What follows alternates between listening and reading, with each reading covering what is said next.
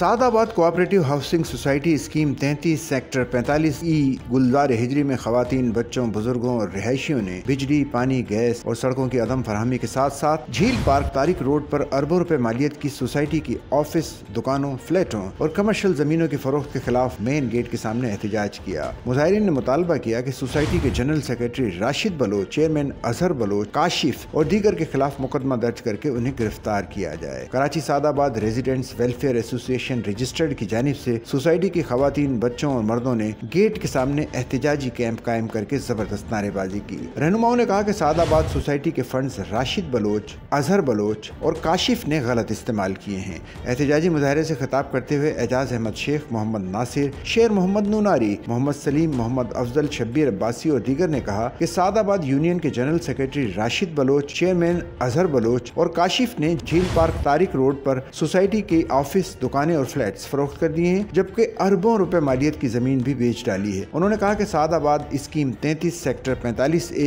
अरसाए दराज से कहा जा रहा है कि बिजली, पानी और गैस फराहम कर दी गई है, लेकिन ताहाल तरक्याती फंड्स की मद में करोड़ों रुपए लेने के बावजूद न पानी है, न बिजली और न ही गैस फराहम की गई है। एहतजाज करने वालों ने कहा कि राशिद बलोच, अजहर बलोच और काशिफ ने सादाबाद सोसाइटी की करोड़ों रुपए मालियत की कमर्शियल जमीन बिल्डर्स को फरोख्त की है, जबकि सोसाइटी के तारिक रोड झील पार्क पर कायम दुकानें, फ्लैट्स और दफातर भी बेच दिए गए हैं। उन्होंने मुतालबा किया कि सिंध हुकूमत, secretary cooperative societies Qamar Raza Baloch, building control authority, anti corruption, police और दीगर इदारे नोटिस लें और सोसाइटी के general secretary Rashid Baloch, chairman Azhar Baloch, Kashif और दीगर के खिलाफ मुकदमा दर्ज करके उन्हें गिरफ्तार करें और सोसाइटी की सिक्योरिटी को सख्त किया जाए। उनका कहना था कि अगर 15 दिन के अंदर बिजली फराहम न की गई तो सड़क पर धरना देकर रास्ता बंद कर दिया जाएगा।